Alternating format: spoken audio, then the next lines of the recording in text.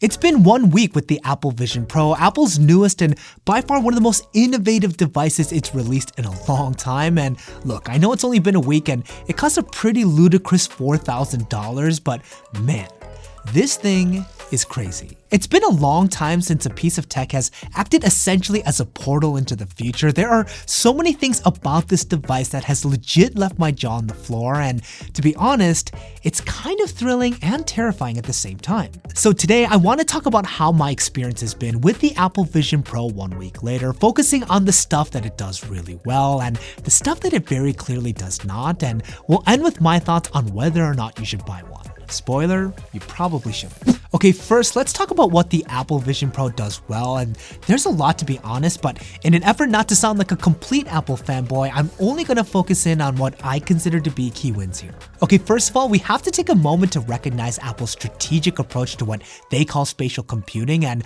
a fundamental part of that is how the Vision Pro tricks you. When you first put on the Vision Pro, it defaults to a pass-through mode where you can see the environment around you, and the simplest way to put it, it kind of feels like you're putting on a pair of ski goggles that has a transparent front. But you're not actually seeing through the Vision Pro. The glass up front is opaque. What your eyes are actually seeing is a digital feed of the environment around you projected to your eyes through 2 micro OLED displays. That's right, the array of cameras on the front of the glass are basically taking live video of what they see and then immediately sending that information to the displays on the inside, giving the illusion that you're seeing through the glass when you very much are not. Now, the mind trick here is not because the video feed is super clean. It's actually pretty fuzzy, especially when you're in low light conditions. But what makes your brain feel like you're looking into the real world is that there's virtually no motion lag that your eyes can notice. So when you move your head around or use your hands within your field of vision, it feels very real time. And look, I don't want to under-recognize the mind-bendingly good performance of the R1 chip here. It's truly amazing, but the reason why this is important is that it makes the digital components that you embed onto this Jedi mind-tricked real world really immersive. So first of all, everything in Vision OS comes out razor sharp and bright. The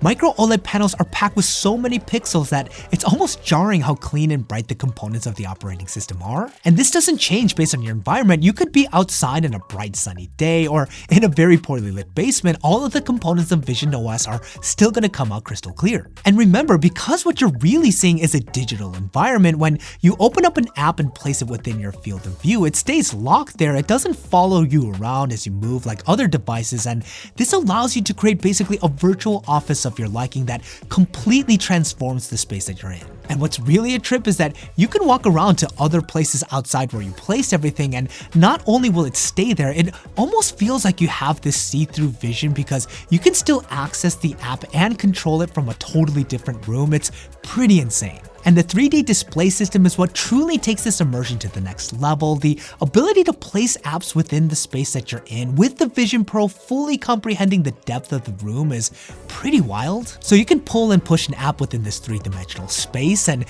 when you place an app in what looks to be in the middle of a room and you could walk around it and it just looks like it's floating there, it's seriously incredible. And the other thing that the Vision Pro does unbelievably well that really builds on the user experience is the eye and gesture control. I'm just gonna say it, this is a breakthrough in terms of how people are going to use their bodies to control technology. The eye sensors inside the Vision Pro are crazy accurate. Your eyes act as essentially a cursor on a mouse or a trackpad. You just look at things that you want to select, and it almost feels like the Vision Pro is reading your mind because it knows exactly what you're looking at, even in a wide field of clickable links. And the pinch gesture too is really accurate and easy to execute. The cameras pointing down track your hand movements, and again, there's virtually no latency. The response time is instant. And dude, Apple really understands software. Vision OS has an extremely intuitive user interface. Picking up, moving, and resizing apps is easy to do. Scrolling is a breeze and accurate. And when you take advantage of the other software features like Siri and the Retina Unlock, you're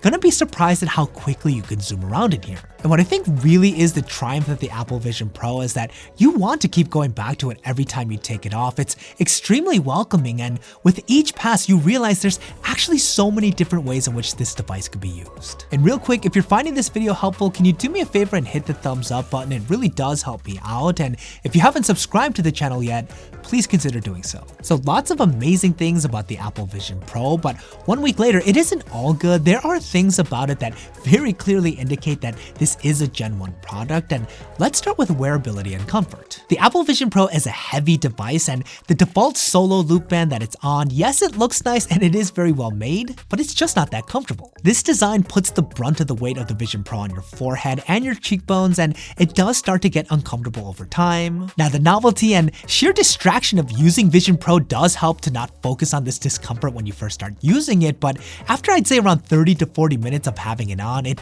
does start to get fatiguing. Now, Apple does include the dual loop band that looks like the bands that most VR headsets have. It may look like a jockstrap and it'll ruin your hair, but I find it to be noticeably more comfortable as it does a better job of distributing the weight across your head. And this might be a bit of a hot take here, but I think I'd be more than okay with Apple ditching the use of aluminum and using lightweight plastic instead if it helps reduce the weight and the price of the Vision Pro but keeps the functionality the same. I get that Apple would probably never do that, but if they do envision a world where people are wearing Vision Pro for extended periods of time for, say, critical work, they need to figure out a way to make it lighter and more comfortable. Okay, another thing about the Apple Vision Pro that isn't great is that there's not a lot of apps that support it right now. And even though some are starting to waffle on this, companies like YouTube, Netflix, and Spotify all came out early saying that they were not planning on making Vision Pro compatible apps. And that really sucks because Apple made Vision OS such a fun and accommodating place to be in. It's kind of like being in the most state-of-the-art amusement park, only to find out that there aren't a lot of rides. Now, this could very much change, especially as interest and demand for the Vision Pro increases over time, but for the here and now, it's kind of slim pickings. Okay, another thing about the Apple Vision Pro 1 week later that is not the best is their new personas feature. This one may be super subjective because it could just be me, but no matter how many times I set this up, I always end up looking pretty terrible. Now, if you don't know what personas is, it's basically a digital avatar of yourself that the Vision Pro makes and then uses for FaceTime calls. You use the cameras on the front of the device and follow the instructions that the Vision Pro gives you, and within a minute, you have a very creepy digital rendering of yourself that mirrors your expressions live as you speak. And look, I know this isn't supposed to be a hyper-realistic representation of what I actually look like, but no matter how many times I've set this up, I always look like I have that old man filter on. I look like I've aged like 20 years. It honestly makes me not want to call anyone using the Vision Pro because I feel as though the receiving party is just gonna freak the hell out. Now, the last thing about the Apple Vision Pro 1 week later that isn't good, probably its worst characteristic, is its price. As amazing, cool, and fun as the Apple Vision Pro is, it does not justify the near $4,000 price tag. It just doesn't. That's just way too much money to spend on something that isn't ready for mass adoption yet, and I mean that both on a technical level and a societal one as well. Now, I want to reiterate, this is not to suggest that the Apple Vision Pro is doomed for failure. Quite the contrary, I feel as though that Apple has done something here that, again, has and will permanently change the way we interact with technology. And that makes me super excited about the future iterations of the Vision Pro. If Apple is able to fine-tune this thing and make it cheaper, I think we will inevitably see a future much like The Simpsons predicted many years ago. But hey, that's just me, and I want to know what you guys think. What do you guys think about the Apple Vision Pro? Do you think it's as groundbreaking as everyone's saying it is? Or do you think this is all hype? Curious to get your thoughts. Let me know what you guys are thinking in the comments down below. And in case you guys missed my 24-hour later review of the Apple Vision Pro, check it out here. It's going to help you be as informed as possible.